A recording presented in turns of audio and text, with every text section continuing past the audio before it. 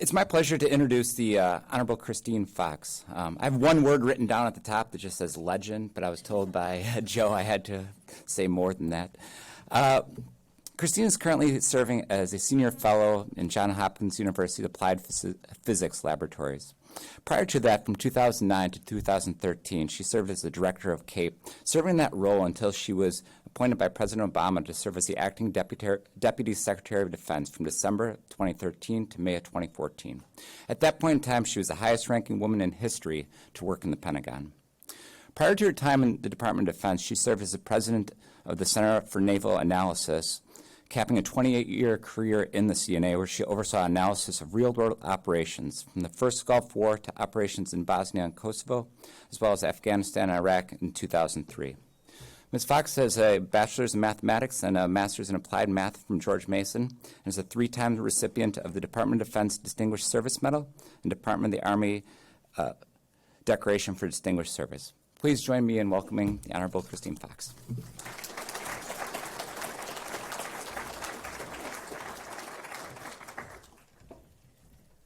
Thank you so much. It's a pleasure to be here. I mean, this is data and analysis. What is not to love? That is my whole life, and I'm going to tell you a little bit about a piece of that I did when I was the director of CAPE called Program Review. And Program Review is part of the program budget evaluation process, program planning, budgeting, and evaluation, PPBE, which I'm sure many of you have heard those acronyms because it is always said with, oh, PPBE, like it's terrible, like it's a curse. And I want to tell you today about at least the program review part, because I think while there's things that can be improved, and we'll talk about that, there's an awful lot of goodness in that process that is an analytic process, and it is a process that the Department of Defense depends upon to make the best decisions that they possibly can and how to invest their budget. So let's talk about it and go to the next. Oh, I have the clicker. Sorry.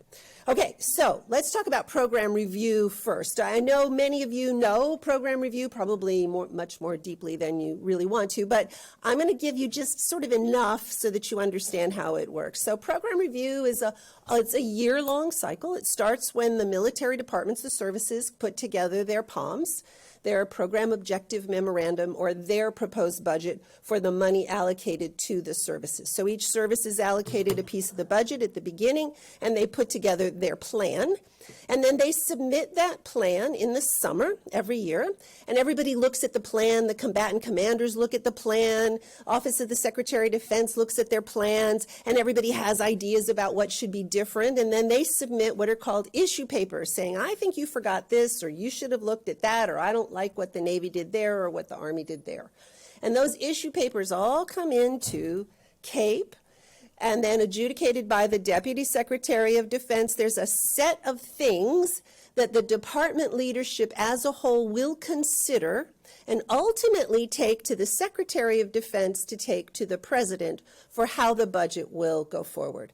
That program review process is done across the department in concert with the services, with the combatant commanders, with the Office of the Secretary of Defense. It is led by CAPE. And it is an analytic process. That is something I want you to understand. Now, there are limitations. We're going to talk about that. But this is a deeply analytic process.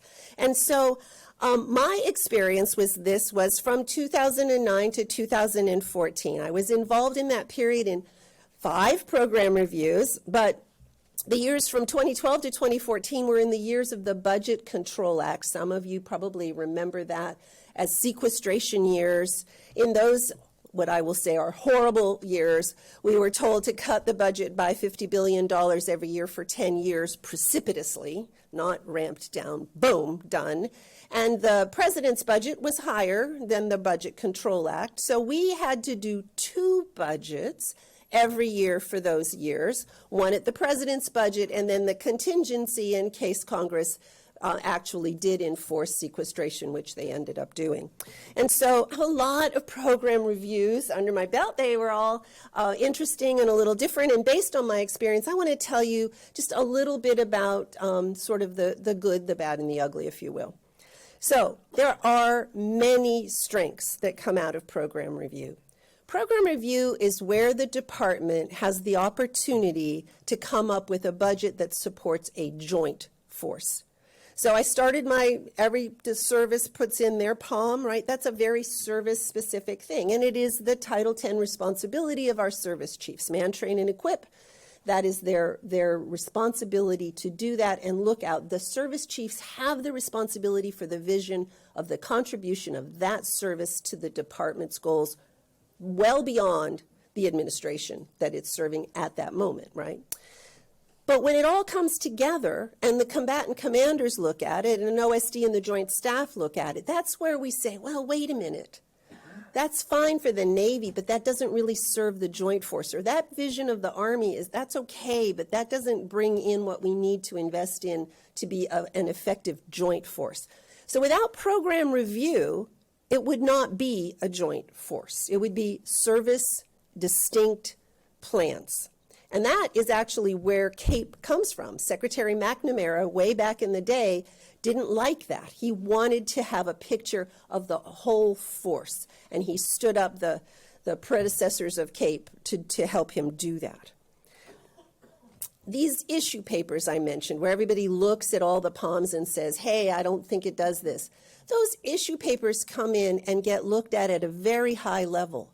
And they do that independent of cost. And this is kind of an important point.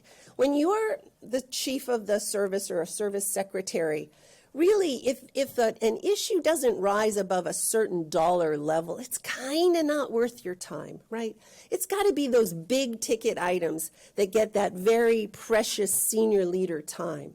But an issue paper, it doesn't matter what the cost is. It could be a very small dollar amount if somebody in the department thinks it's really important. Often that somebody is a combatant commander. You didn't put enough into electronic warfare, and I really need that. Or you didn't put enough in some other sort of new S&T AI-related thing. It doesn't have a lot of dollars behind it, but it could be game-changing. And so the issue papers are an opportunity to look at things outside of what the service lanes kind of drive toward, independent of cost. They also are the place where I would tell you program review happens is where there's the best chance, I'm not going to tell you what happens every year, but the best chance to align the department's national defense strategy with the program and budget intended to support it. So if you're going to have strategic alignment, and again, I know that we don't always achieve that, but if you're going to have it, it's going to happen during program review and the analysis that goes with it. And finally, it is a place where we look at costs, right? I mean, there's a lot of things that you want to do to achieve these objectives, jointness or strategy alignment or some of these issues. You can't afford it all. And so it is a place where good cost analysis is also brought in to consider, okay, what are the trade-offs we need to add here? What can we do there? And how can we afford it? So costs come in. So many, many strengths and goodness. All of these conversations happen in three places. The first is what's called the 3 Stars Committee. The 3 Stars are the 3-star leaders in each of the services of the budgets, so the 8s, basically, if you will. It's led by CAPE in concert with the 8 of the Joint Staff, J8. And so Joint Staff and CAPE lead the 3 stars, and then the COCOMs sit in as well. And so we try to, resolve as many of these issues as we can. There's some horse trading, and it goes on, okay, I'll put more NEW here if you'll take that out there. And we try to make as many deals as we can. And CAPE, again, presents analysis at these in order to try to drive these decisions forward. But there's a lot of things you can't resolve at the 3-star level, and there's many things that you shouldn't resolve at the 3-star level, things that are major swings, very big decisions. And then they go up to, it's been called different things, but right now it's called the DMAGs, the Defense Management Action Group, I think. I'm sorry, these acronyms take on a life of their own. It used to be called the DOG, if you can believe it. Anyway, the DMAGs, and the DMAGs are co-chaired by the Deputy Secretary of Defense and the Vice Chairman of the Joint Chiefs of Staff. And then the services send their vices, sometimes if it's an important enough issue, the chiefs themselves, All of the undersecretaries sit in on these meetings, and that's where a lot of the decisions are made. And then the third place is where those big ticket things go, big swings, big decisions go up to the secretary for final decision. So it's the secretary's budget that he proposes to the president, and then it becomes the president's budget. Okay, so strengths, lots of visibility, lots of analysis, lots of people looking at things, very high level, but there are some weaknesses too. And so let's talk about some of those. First of all, this is pretty fast-paced, right? So you've got, it's a year, okay, but still the service budgets don't come in till the summer. You look at them, the issue papers come in August, September. You've got to have a budget before Christmas to propose. That's not a lot of time. So this is a room full of analysts. You can imagine just how tight that is. So there's a real challenge with in-depth analysis. It's not really a process that's about adopting innovation. Right. This is not the time in this process to be thinking about, wow, what new cool things could we be doing? Right? Maybe an issue paper here or there will come in and propose something like that. But this is a process that it's a little heavy, right? It's a heavy process. Lots of talking about ships and bombers and how much army do we need, and big ticket things are a lot of the conversation. Innovation might come in some of those issue papers, but I think there's opportunity to do a lot more. The service inputs. So this is a heavily analytic process, as I said. The services often make their POM and do their POM analysis based on some flawed models, and we'll talk a little bit more about that. Dependency on models they've used forever and ever and ever, irregardless of whether or not there are known flaws.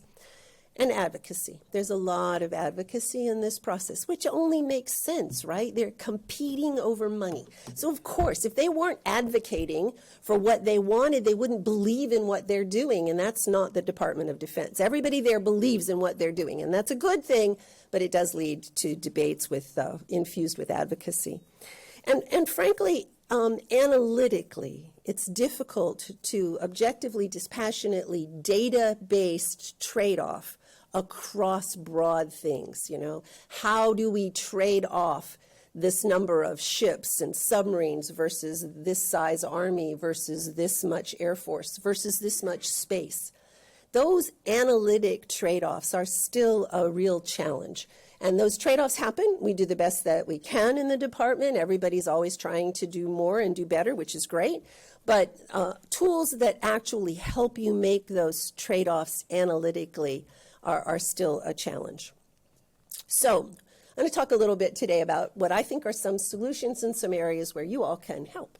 So first of all, this lack of time to do analysis. Well, there's this thing called strategic portfolio reviews that's had fits and starts over the time, and Bob Sewell's here, and he, I know, knows the beginnings of this, what are now strategic portfolio reviews, and then they fell off. When I was there as the director of CAPE, they kind of reemerged with Secretary Lynn was the Deputy Secretary of Defense, and he remembered them. We brought them back. Secretary Gates loved them, and we started doing strategic portfolio reviews. This is where there's a time for more in-depth analysis. These can go, typically a year is the goal, which is a lot better than a month, right? A year is a lot more analytic time than a month. But sometimes they can even go longer. I'll just give my personal example of the power of a strategic portfolio review. The new bomber, the B-21 that was just rolled out, came out of a strategic portfolio review that I led with Secretary Carter when we were in the Department of Defense. And that led to a major decision that the Secretary Gates made at the time that led to guidance to the Air Force that led to the rollout of this new bomber. So strategic portfolio reviews are longer, better opportunity for analysis. Issue papers. Okay, I talked about them as a strength, and they are. But I got to tell you that the mountain of issue papers maybe is a little bit too much, okay? So sometimes you can get issue papers from a combatant commander that my parking lot didn't get funded. Okay, maybe not a critical issue. I'm sure it's a critical issue if you are at that command, but for the Department of Defense leadership, I don't think we need a lot of analytic time to look at the pros and cons of increasing the parking lot. And there's a lot of issues like that were submitted. And so you need to focus those issue papers on the most important things that are going to drive the defense strategy forward, the defense plans forward. We definitely need better analytic tools, and I'm going to talk about that. We need better data sharing across the department. I'm going to talk about that. And I think we need to figure out a way to include more innovation in this process and have more openness to the innovation ecosystem. So these two are recognized. Strategic portfolio reviews are happening, and everybody talks about the need to focus the issue papers on the important issues and involving the deputy secretary and the leaders themselves. This can't just be staff to staff where everybody puts in their favorite pet rock, right? This has got to be looked at and treated seriously, and that is happening. So I'm not going to talk any more about those, but let's talk about the others. So better analytic tools. So many people refer to me as the person that killed analysis in the Defense Department. It's okay, I can take it, because I was not a fan, and am still not a fan, of the traditional campaign models. I think that campaign models tend to be overused, and the flaws and limitations of them are not recognized by the people that use them. The savviest people that use them can make them say kind of anything that they want, and they are really not strong tools. And so when I was the CAPE director, in partnership with OSD Policy and the Joint Staff, the Vice Chairman, and their JA, we collectively reduced funding at our levels for campaign models. What we didn't do is give them something else to use. And that's the big flaw, right? I mean, if you take away an analysis tool and then you say, yeah, John, I'm sorry, I don't have anything else, so just do the best you can and think hard about the problem and use math and physics, it's not really helpful, right? And so people have drifted back to campaign models because there really isn't anything better, and that is something that we need to work on. And the other thing that people have done, because I do think campaign models and their challenges, while they're still used more than I at least am comfortable with, they recognize that there are flaws, and so they're going more to war games. And so anybody in this room that's around the Department of Defense today, right, if you're not in a war game, you're not cool. I mean, there's war games everywhere. War games, I mean, I've done war games, and I'm proud of them, and I think we made big decisions, and they were analytically founded, but they're not all that way, right? Many of them are what I would call a bog sat, where you get people around a table and you give them a briefing, and then they debate, and the loudest voice and the hardest pounder of the table wins. And then, woohoo, we had a war game. So war games, like all analysis, are on a broad spectrum, and some are fabulous and some are not. And so, again, we need to give them better tools than these two options. And I don't know what those are. I'm now in a world where I am in what's the portfolio approach, right? So I'm working with the commercial sector, and I'm still working with the government sector, and I'm seeing all kinds of things and trying to learn. I was part of a company for a while that was trying to leverage the metaverse to develop tools that the department could use to visualize the future of warfare. It's a pretty cool idea. I think there's something to that. There's all kinds of new agent-based simulations. Agent-based simulations have been around a long time, but the technology and the compute power is getting to a place where maybe they could be a solution, right? Maybe they'll run fast enough and allow you to envision lots of different scenarios going forward. And, you know, I can't not put AI on this list, of course, right? I mean, AI is the solution to everything. I would tell you that a few years ago, when I would give talks like this, I would tease that AI was magic, and you just sprinkled some AI magic and it would all be solved. I no longer think that. I think that we perhaps have really crossed a threshold, and AI is now real and magic, and we need to be paying attention to it in more ways than one. But there's got to be something that we can leverage with this incredible advance in artificial intelligence to help the department grapple with these really large and complex issues. That's the challenge, right? These are such big, complex issues. But you're not going to do much with artificial intelligence, or frankly, any of these different tools, if we don't get access to the data. So data sharing in the Department of Defense, that's tough. Because let's face it, if you can see my data, then you know what I've got, under the hood here. And I don't want you to know what's under the hood because I'm trying to get as much as I can in my little space. So there's a lot of defensiveness about data in the department. There's CADE on this cost assessment, data enterprise. CADE came out of CAPE. It started actually before I was there, but certainly while I was there, we went into a real full court press to automate it and make it available to the entire department. And Bess Dopkins, some of you may know Bess. She's now in R&E as a special assistant to Ms. Hsu. But Bess was in CAPE at the time, and she fought the fight to make it happen. And if she were here, she could go into many, many, many interesting and entertaining stories about just how hard that was. But let's just suffice it to say, she didn't sleep much during that time, but she was driven. And that's what it takes, somebody driven. But she had so many battles of people trying to resist and resist and resist to put the cost information for their programs in this central database. But since CADE existed, and this happened even before I left, and I think it's way better now, but you started to go from a place where CAPE's cost estimates, the service cost estimates were in different universes, and it was a bloody battle every time, to a world where everybody was kind of coming forward with the same cost estimate. I mean, the power of shared data was really evident, where people had the right understanding and were able to come together in a way that we could actually start to talk about, okay, Army, you've got this program with this contractor, and this is your cost estimate. In Air Force, you've got this one with this same contractor, and you've got this very different estimate. Don't you think we could team up as the Department of Defense on that contractor and get savings for all? And, that works. And so people started to see the benefit of sharing the data, and now CADE is real. And that, to me, is a fantastic example of what CDAO is now trying to do, I think, more broadly. And I know CDAO is here, I think. Where's CDAO? Very welcome.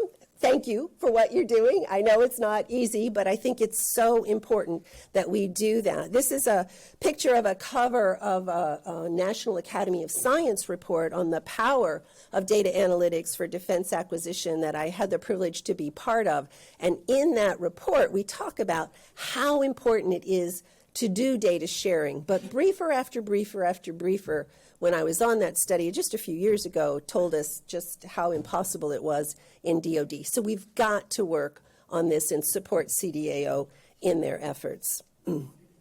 So let's talk a minute about the innovation ecosystem. So, when you look at the national security strategy and the national defense strategy, innovation is a bedrock. And maintaining our technological edge, it's been a bedrock since my time in the national defense strategy. And we all talk about how our innovation ecosystem is a U.S. strength, right? It's part of what's going to give us that competitive edge. Yet I think all of us in this room know that while there's attempts at solving this with places like the Defense Innovation Unit, DIU, and other organizations to pull from that ecosystem, often we pull them right into the valley of death. I have a good colleague, former CAPE colleague, some of you may know, Yisrael Brumer. Yisrael is now out in the innovation ecosystem doing startups. And I've heard Yisrael say this many times, and I shamelessly repeat this story because it just so captures what it's like for them. So you're in a startup, and you have an idea that is going to make a difference for the Defense Department. And you come riding on your horse right up to the big Department of Defense castle, and what you face is this big round structure that goes up as far as you can see, and there's not a single door. And you're like, uh-oh, how do I get my idea in here? So Along comes DIU. The savior paints a door, opens the door. Ah, I'm through. Yay, I'm a startup and I'm in the castle. But really, you're not. You're in the foyer between the outer wall and the inner wall. And the inner wall doesn't have any doors. And there's nobody to paint that door on the inner wall. And that is the best description of what I've heard about the Valley of Death. We have mechanisms now to help people get through the first layer, but it's still a big stretch to go from that first layer to a program. And the time it takes to go from that first layer to a program is very discouraging to venture capitalists. And so the potential investment that the Defense Department could be enjoying from venture is hurt because we don't have processes that allow it to be pulled in a more sustainable way more quickly. And what's the solution to that? Well, the solution is more conversation between the innovation ecosystem, however you define it, and the government. But frankly, because we have very exquisite ethics and legal restrictions for very good reasons, I've got the revolving door there, things that have happened that are bad, but those restrictions are so exquisite that conversation is really hard. And so we have to find ways to better enable connection between government and the innovation ecosystem. And so that's a real challenge. So let me close quickly and allow a little time for questions, but how can you help? All right, so I think there's people here that are inside the government and people here that are working like at IDA and APL as outside the government. So all my recommendations kind of try to tell you what each perspective can maybe offer. So DoD, in order to tackle analytic challenges, new tools, any of these things, data analytics, artificial intelligence, innovation ecosystem, they have a workforce challenge, right? It's very hard inside of the Defense Department to find people that are truly analysts, that are truly understand the power of data analytics. And so we have to figure out how to help. So if you're inside of government, I encourage you, advocate for more data analytic education for yourself, for your boss, for your colleagues. Just keep that drumbeat going. We've got to get smarter about data analytics. And if you're outside the government, I think you have to recognize that you have a role to supplement that DoD workforce with your savvy expertise and find ways, again, to partner. I think that partnership between places like IDA and other FFRDCs and UARCs has the best chance because that partnership is kind of built into our relationships. But there are still other places where you can find that can provide this kind of workforce augmentation, if you will. New tools. If you are in the government and you are using these tools, whether it's a campaign model or a war game or something new, take a moment to increase your awareness about the pitfalls of the tool that you are using. Don't just turn that crank and believe that answer, which happens all the time, especially if it's the answer you want. If it's the answer you don't want, and kind of throw it away. If it's the answer you do want, well, look, my model told me. Don't do that. Probe and push and try to push your colleagues to look for new options. And if we're outside of government, and I take this one myself, as I said, I participated aggressively, maybe even led, taking tools away, but he didn't give anything back.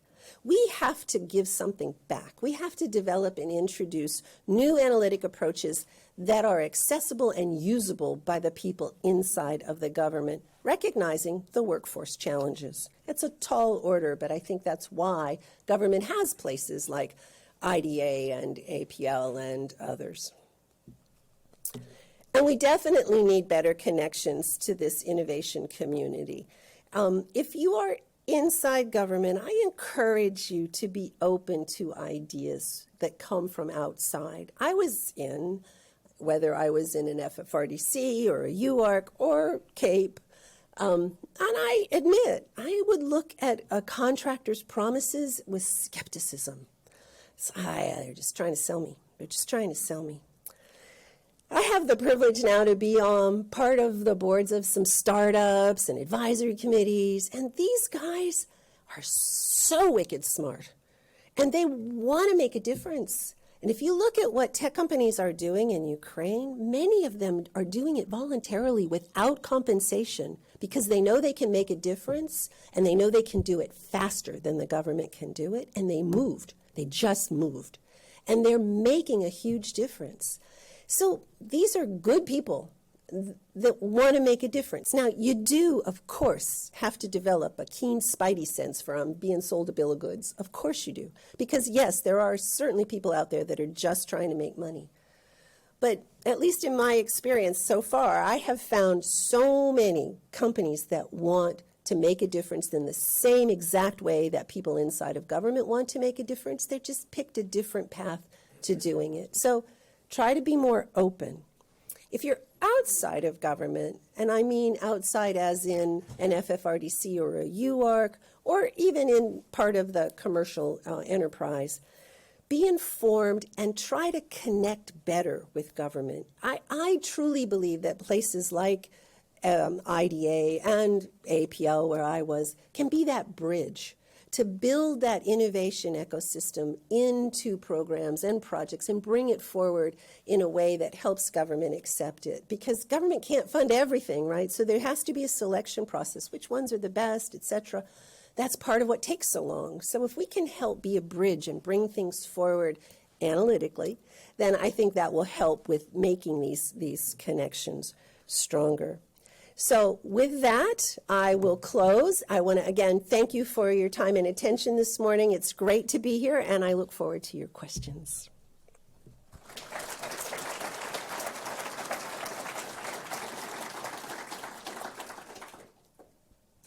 I think we have time for one or two questions. I'll bring the mic around the room.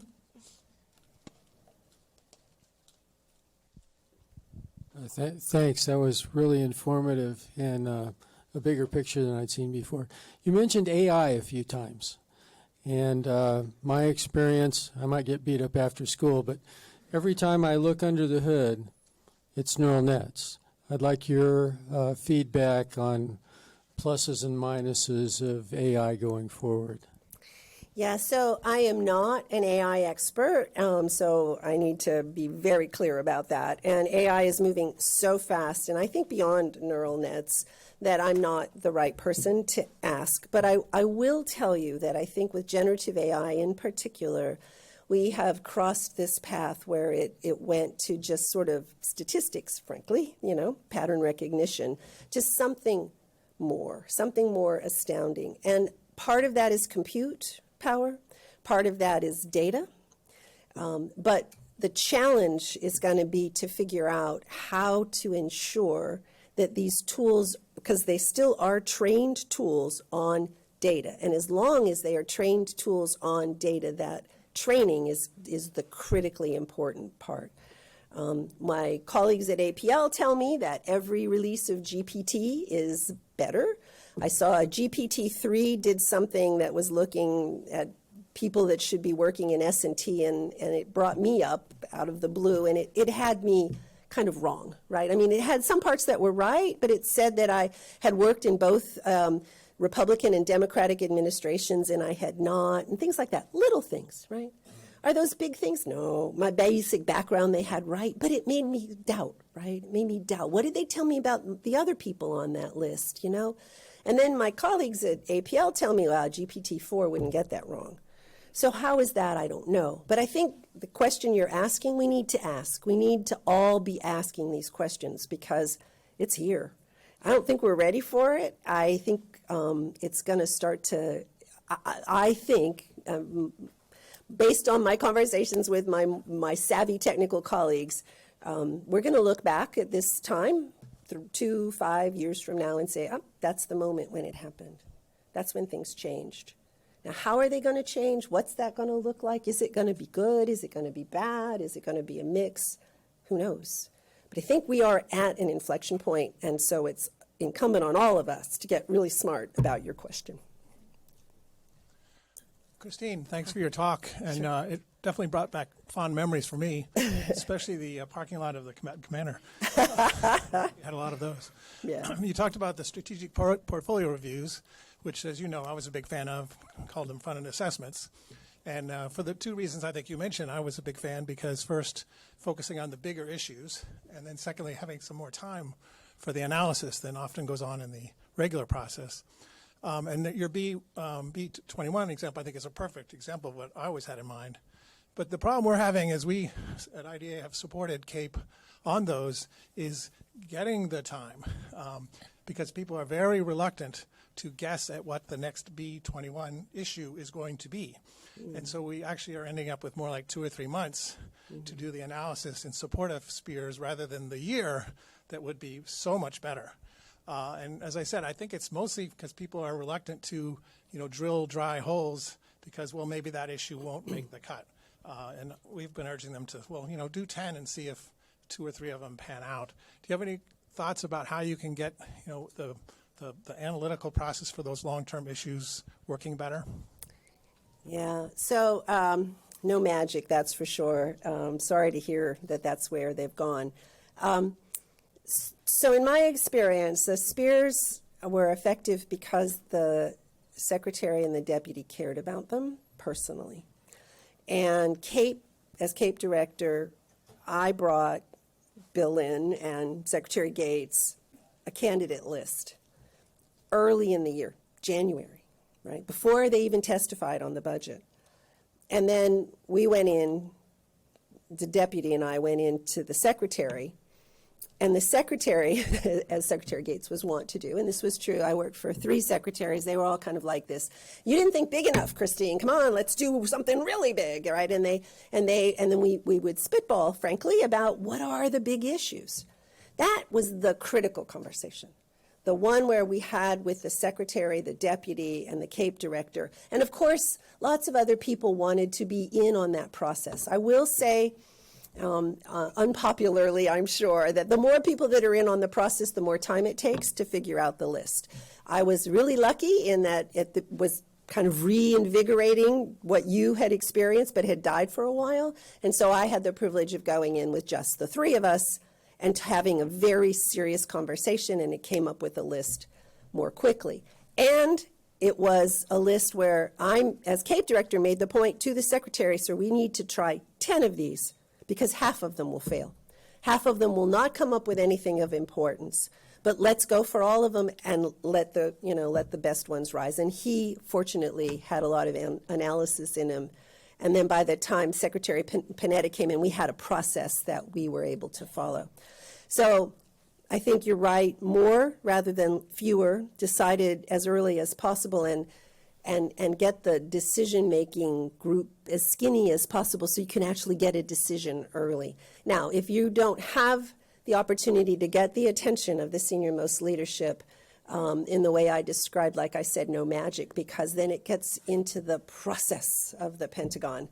And then that process, everybody's going to have an opinion, and it's going to get weighed down, and then it's going to limit what you can do. And I worry that those lower-level processes also limit the big ideas. It's smaller things. So maybe it's time to do a strategic pause and reset the process, if you could get some ammunition for that. All right, well, I think we're out of time with questions, but let's thank our keynote again. Thank you all. Thank you for what you're doing. It matters.